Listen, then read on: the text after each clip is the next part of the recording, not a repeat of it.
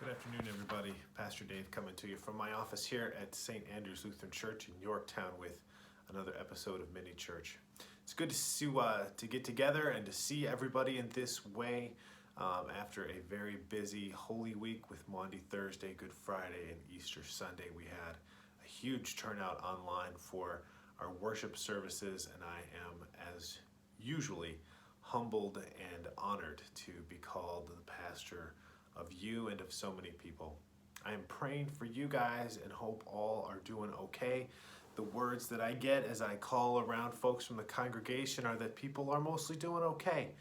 And that's as good as anybody can seem to expect. We've got lots of moms that are getting awfully tired of doing homeschooling and dads that are getting tired of doing homeschooling, and working at home has sort of run out of the excitement of that, whatever level of excitement may have ever been part of that. So know that I am praying for you, and that I am lifting you up to God and to asking for patience and perseverance and grit in this time of social distance before we can get back together whenever and however that might look.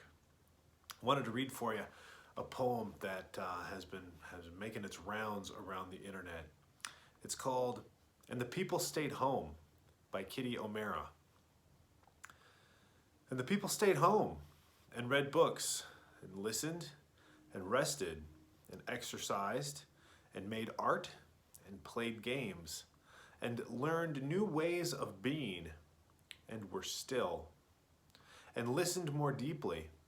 Some meditated, some prayed, some danced, some met their shadows, and the people began to think differently.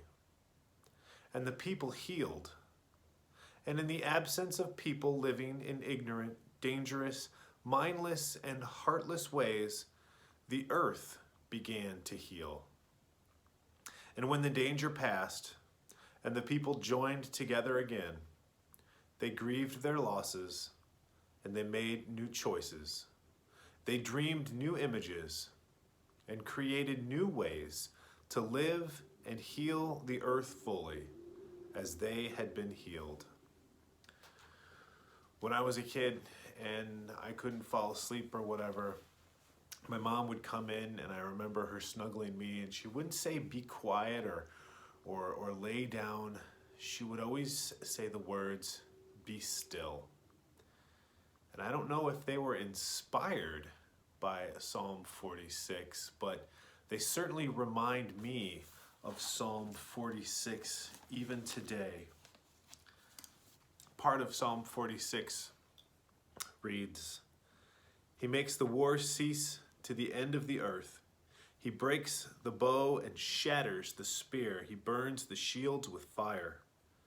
Be still and know that I am God. I am exalted among the nations. I am exalted in the earth." Friends, we have a God who is with us, no matter what pain or what headache or frustration we might be going through.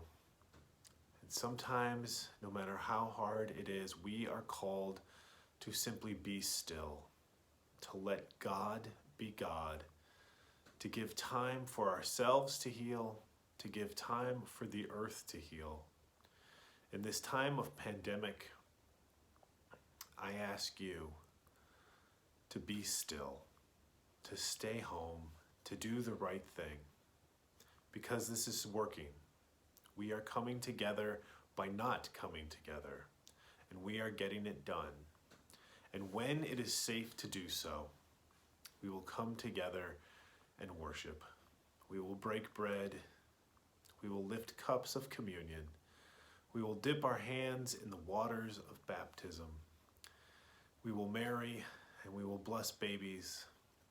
We will mourn our dead together, because we are the church of Jesus Christ here and now, called to live and to love.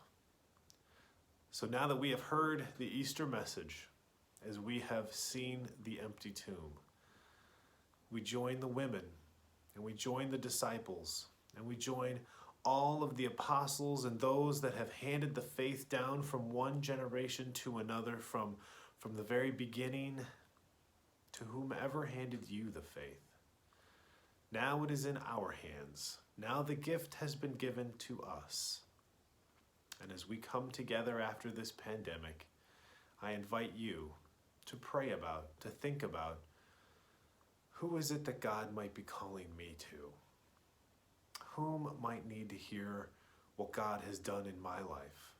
And who might I need to invite to come see with me what God is doing in the world? May God bless you today and tomorrow and forever.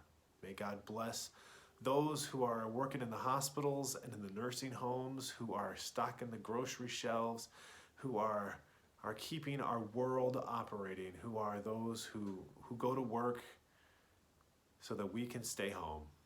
May God bless each and every one of you. Amen.